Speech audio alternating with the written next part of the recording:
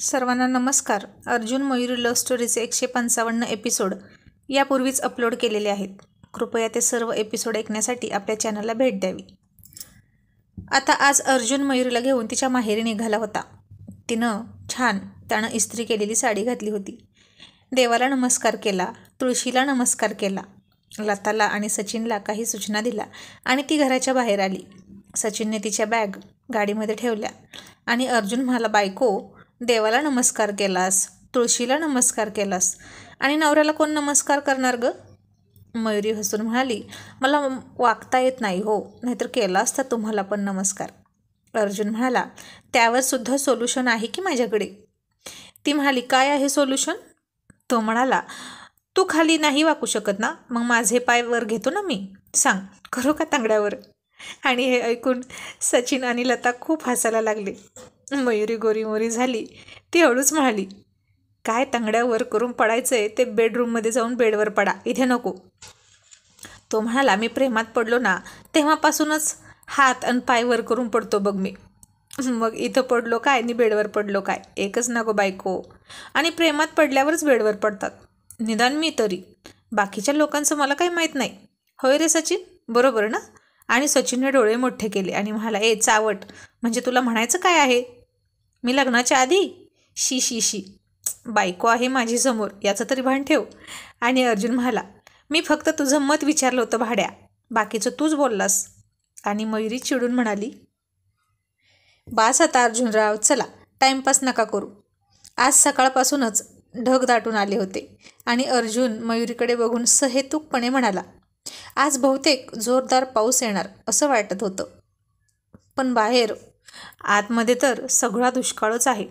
असं म्हणून तिच्याकडे बघून एक तिरका कटाक्ष टाकला त्यानं आणि ती हसून गाडीत बसली. त्यानं गाडी सुरू केली. आता गाडी रस्त्याला लागली. इतक्यात पाऊसही आला. अर्जुन म्हणाला, मयू बघ ना, तू निघालीस आणि पाऊस आला. आभाळसुद्धा रडायला लागलं. तू निघालीस म्हणून माझ्यासारखं त्यालाही वाईट वाटतंय. फक्त माझे अश्रू बाहेर येत नाहीत एवढंच. तुझी आणि माझी ताटातूट व्हावी असं त्यालाही वाटत नाही. मयुरी म्हणाली, बरं, मग गाडी परत घ्या आणि तुमचीही बॅग भरा आणि तुम्हीही राहा माझ्याजवळ तिथेच, म्हणजे ताटातूट होणार नाही. तो म्हणाला, ए नाही, घर जावई बनून राहू की काय आता? ती म्हणाली, हो, आता मी नांदली इतकी वर्ष तुमच्याजवळ, आता तुम्ही नांदायचं तिथं माझ्याजवळ काही महिने. आणि अर्जुन हसून म्हणाला, नाईस आयडिया, पण हे शक्य नाही. माझ्या पॉलिसीमध्ये ते बसत नाही. सासरवाडीत राहून आराम करणं. मयुरी म्हणाली, हो ना, मग मुलीची पहिली डिलिव्हरी माहेरी असते आणि ही सुद्धा एक पॉलिसीच आहे. तुम्हाला काय इतकं अवघड वाटते त्यात? आणि तो म्हणाला, आमचा जीव तुमच्याजवळ आणि तुमचा जीव खेटराजवळ. ती म्हणाली, माझ्या माहेरला खेटर म्हणता तुम्ही? तो म्हणाला, नाही, मी माझ्या जीवाची अवस्था सांगत होतो. मग आता असं बोलत बोलत त्यांनी निम्मा रस्ता पार केला. मध्येच तिच्यासाठी काही खरेदी केली आणि अर्जुनराव विथ बायको एकदाचे सासरवाडीत पोहोचले. तिची आई तर अगदी पाखरासारखी वाट बघत होती तिची. कपिलच्या लग्नाला आली होती मयुरी, तेही हॉलमध्ये थेट. तेव्हापासून अजिबात आली नव्हती. आईनं दोघांवरूनही भाकर तुकडा ओवाळून टाकला. अर्जुनने तिच्या बॅगा तिच्या रूममध्ये नेऊन ठेवल्या. मयुरीचे बाबा आणि अर्जुन गप्पा मारत बसले. इकडच्या तिकडच्या हवामानाच्या गप्पा चालल्या होत्या आणि अर्जुन मयुरीच्या रूमकडे बघत होता. मग चहापाणी झालं आणि अर्जुन म्हणाला, चला मी निघतो, मला फॅक्टरीत जायचं आहे. खरं तर आज या घरी त्याला कसं तरीच वाटत होतं. त्याची मयूराणी त्याला परकी वाटत होती.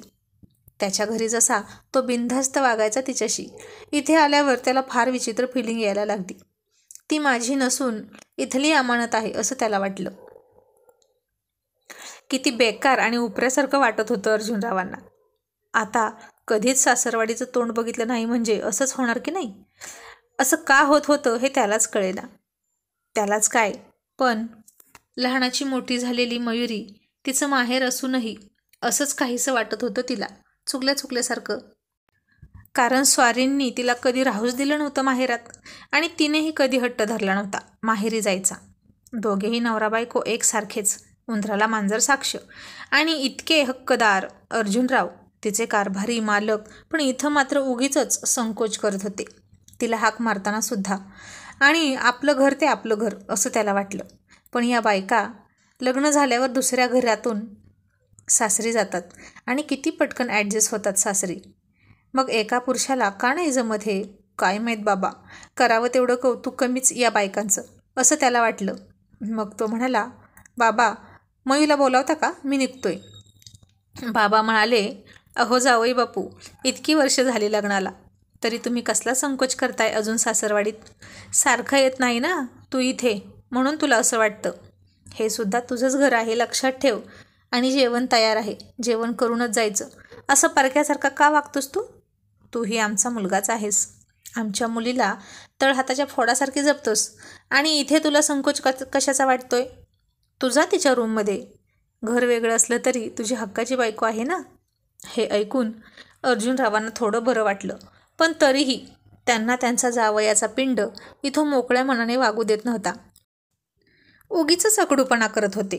म्हणे जावयानं त्याच्या सासरवाडीत जास्त मिळून मिसळून राहायचं नसतं, का तर त्याचा मान कमी होतो. जावई हा जावईच शोभला पाहिजे. आणि असेच सल्ले अर्जुनराव त्यांच्या रॉयल गँगला सुद्धा देत होते. आणि सगळे एक जात एका माळेचे मणी, एकाला काढावा आणि दुसऱ्याला लपवावा. आपली बायको तेवढी आपल्याला सोडून जाता कामा नये, इतकी तिची काळजी घ्यायची. हे एक धोरण अवलंबलं होतं सगळ्यांनी. मग आता मयुरीनेच अर्जुनरावांना हाक मारली, कारण त्याला जे अवघडल्यासारखं वाटत होतं ते फिलिंग दूर करणं तिचं काम होतं. अहो जरा इकडे या. आणि ती हक्काची हाक ऐकून आता कुठे जीव आला स्वारींच्या, कारण आल्यापासून नुसतं सोफ्यावर बांधल्यासारखं एका जागी बसून बसून तो वैतागला होता. त्याच्या घरी तर त्याला कसं सोफ्यावर बसायचं माहीतच नव्हतं. सारखं इकडून तिकडे आणि तिकडून इकडे, बेडरूम ते किचन अशा फेऱ्या चालू असायच्या बायकोच्या मागे मागे. मग तो तिच्याकडे हसून गेला आणि म्हणाला, काय ग काय झालं. ती म्हणाली, अहो इथे जरा वर चढा ना आणि ती सुटकेस खाली घ्या. आणि आता जरा काही गमतीशीर ऐकलं की अर्जुनरावांचा खटाळपणा सुरू झाला आणि तिला डोळा मारत म्हणाला, मयू तुला चालेल मी वर चढलेलं. ती हसून दबक्या आवाजात म्हणाली, काय तुम्ही पण किती वात्रटपणा कराल. असं म्हणून तिनं दार लावलं, कारण तिची बेडरूम हॉलपासून जवळच होती. तो म्हणाला, मयू तू दार का लावलंस, तुला काही करायचं आहे का. ती हसून म्हणाली, आईला सांगू का. ए नको, मला आपलं भीती वाटली. ती म्हणाली, कशाची. तू मला काही करणार नाहीस ना याची, माझं वस्त्रहरण वगैरे. ती हसली आणि म्हणाली, आता खूप वेळा झालं की तुमचं वस्त्रहरण. गप्प बसा आणि ती सुटकेस काढून द्या. कशाला हवी गं तुला ती. अहो यात माझे लहानपणीचे फोटो आहेत, तुम्हाला दाखवते ना. हो का, मग तर बघूच. असं म्हणून त्यानं ती सुटकेस काढली आणि बराच वेळ दोघेही त्या जुन्या आठवणी बघत बसले तिच्या. तो तिला चिडवत होता, तिच्या नाकावरनं गोबऱ्या गालावरनं. मग आईने हाक मारली, मयुरी जेवायला या. ती म्हणाली, चला. तो म्हणाला, मला कुठं हाक मारली, फक्त तुला बोलावलं आहे, तूच जा एकटी. ती म्हणाली, काय हो तुम्ही पण, आता आपल्या घरी आमंत्रणं येतात कोणाच्या नावानं. श्री अर्जुन दिगंबर कामत असंच ना. मग मी कशी येते तुमच्यासोबत, कारण हे आमंत्रण श्री व सौ दोघांसाठी असतं. मग हेही बोलावणं दोघांसाठी आहे. चला गुपचूप. आणि तो हसून म्हणाला, स्मार्ट बायको. मग दोघेही जेवायला गेली. छान जेवण झालं आणि ती म्हणाली, आता थोडा आराम करा आणि मगच जा. तो म्हणाला, नको मयू, जातो ना. अहो असं कसं, चला झोपा थोडंसं. तो हळूच म्हणाला, सारखं झोपा झोपा का म्हणतेस ग, काही हवंय की काय तुला. तूही झोपशील का माझ्यासोबत. तिनं त्याला लाजून हसून चिमटा काढला. तो म्हणाला, मला नाही ग सवय झोपायची. मग गप्पा मारूया, पण जेवल्या जेवल्या नको जायला. त्याचं ड्रायव्हिंग तिला माहीत होतं. आणि मग दोघेही बराच वेळ गप्पा मारत बसले. आणि आता त्याला कुठेतरी परकेपणा कमी जाणवत होता. आज दिवसभर फॅक्टरीत गेलाच नाही, सासरवाडीतच रमले अर्जुनराव. मग संध्याकाळी तरी तो निघालाच. पाय तर निघत नव्हता बायकोला सोडून, पण कोणी राहा पण म्हणत नव्हतं. आता तोच राहत नव्हता कधीच, मग कोणी कशाला म्हणेल. बायको पण राहा म्हणे ना. मनातून तर फार इच्छा होती की तिने थांबवावं. तो म्हणाला, मयू खूप पाऊस येईल ना गं मी जाईपर्यंत. ती म्हणाली, आता 4 व्हीलर आहे की, तुम्ही काय भिजणार आहात होय, सावकाश जा. आणि तो नाराज झाला. असली कसली बायको आहे ही, हट्ट करून राहा पण म्हणत नाही. मी कसं तिला हट्ट करून हट्ट करतो. अरे हो, पण आमच्या बायकोला कधी हट्ट करताच येत नाही हे विसरलंच होतो की मी. मग त्यानं शेवटी जड अंतकरणानं निरोप घेतला आणि थेट घरी आला. त्यानं तिला फोन करून सांगितलं की सुखरूप पोहोचलो आणि गाल फुगवून म्हणाला, पण मयू, करमत नाही ग तुझ्याशिवाय, खूप बोर होतंय. ती म्हणाली, मग का नाही थांबलात माझ्याजवळ? तो म्हणाला, दुष्ट कुठली, तू म्हणालीस का तरी थांबा म्हणून? मी म्हणालो होतो ना पाऊस येणार.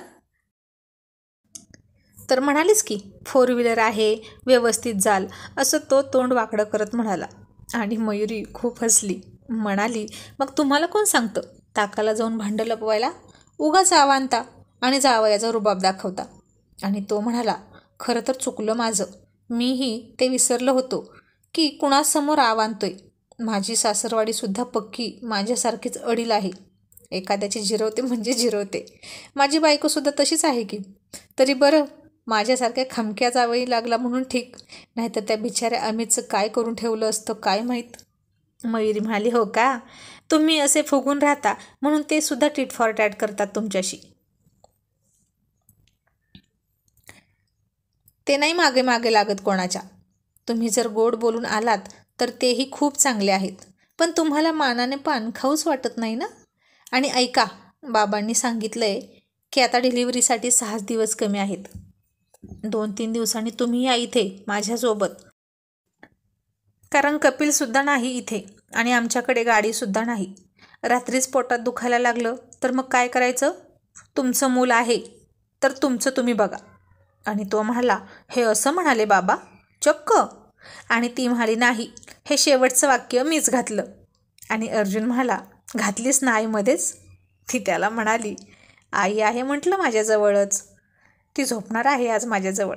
आणि अर्जुन म्हणाला, का तुझ्याजवळ का झोपतात त्या? अहो आता या दिवसात मला एकटीला सोडून जमत नसतं, रात्री काही झालं तर. आणि तुम्ही या, बाबांनी बोलावले.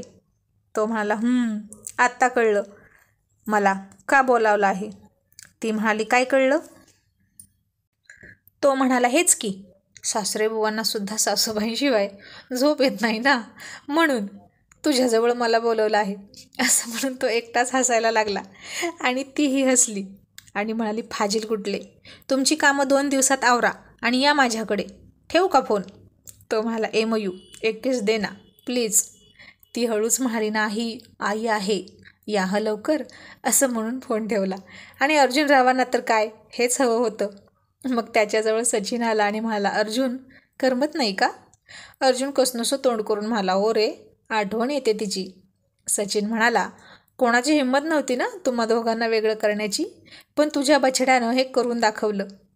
अर्जुन हसून म्हणाला, हे बरोबर आहे, आई वडील आपल्या मुलांसाठी काहीही करू शकतात, हो ना. मग हा दुरावा तर काय संपेल कधीतरी, हो ना. मग आणखीन 2-3 दिवसांनी अर्जुन मयुरीकडे गेला आणि तो गेला त्याच दिवशी रात्री तिच्या पोटात दुखायला लागलं. अर्जुनने तिच्या आईला जाऊन उठवलं आणि आई म्हणाली, आता हॉस्पिटलमध्ये जावं लागेल, गाडी काढा. तिने काही गरजेच्या वस्तू घेतल्या. मयुरी खूप रडत होती, विवळत होती. अर्जुन तिला धीर देत होता, पण कळ आली की ती तिच्या मस्तकात जायची आणि अर्जुनरावांचा प्रचंड राग यायचा. का कुणास ठाऊक. डिलिव्हरी कॉम्प्लिकेटेड नाही ना होणार याची भीती अर्जुनला वाटायची, पण सगळं तर नॉर्मल होतं आत्तापर्यंत. आणि ते सगळे हॉस्पिटलमध्ये पोहोचले. बाबा तेवढे घरी राहिले. डॉक्टरांनी तिला टेबलवर घेतली, चेक केलं आणि म्हणाले, 2 तासात डिलिव्हरी होईल. पण तोपर्यंत मयुरीची अवस्था फार बिकट झाली होती. तिला कधी तिची सुटका होईल असं झालं होतं.